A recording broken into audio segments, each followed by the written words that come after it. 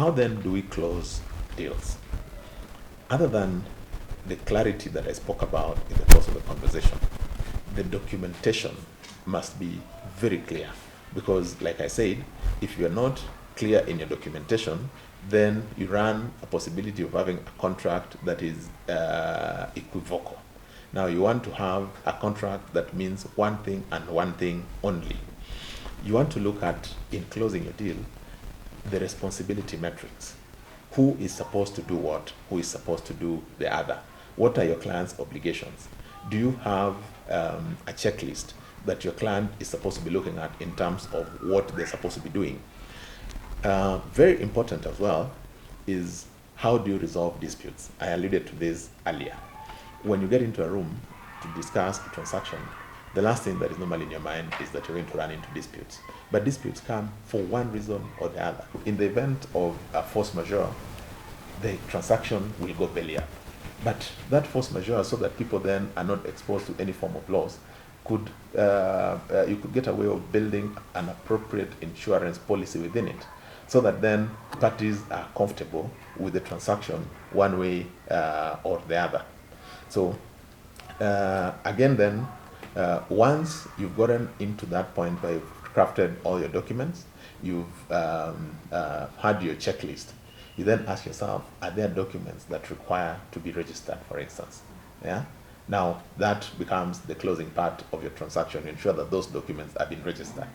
So before you close on this particular element, Yes. allow me just to request that we are ready with our questions. Yes. Because I noticed that time is far gone, and we had promised Senior would release him at a particular time, and we want to maximize on our question and answer. So at this point, allow me to just tell you to be ready with your questions. Then as Senior just concludes. Yes, Senior, you may proceed. Oh, thank you very much.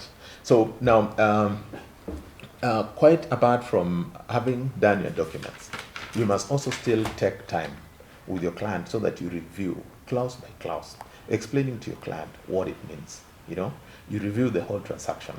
What should your client take away or go back to their office or to their place of work, knowing they've achieved?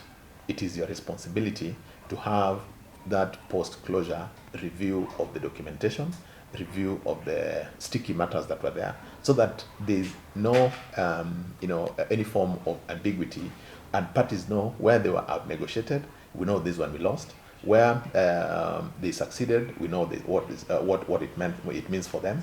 And that is important, because sometimes there's always the need to report back to other actors who are not in the deal room.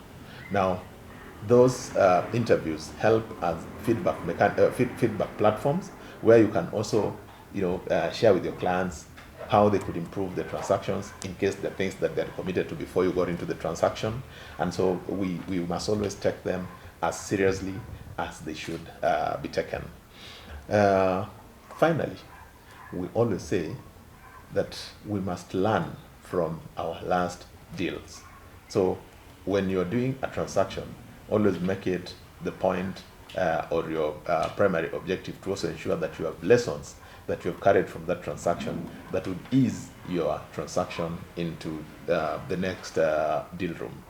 It is those, in my view, the practical implications of a transaction in a way that is geared towards improving us as deal makers, improving us as a region in terms of how we negotiate for our countries, for our clients, and we want to be on top of our game. So thank you very much, Karen.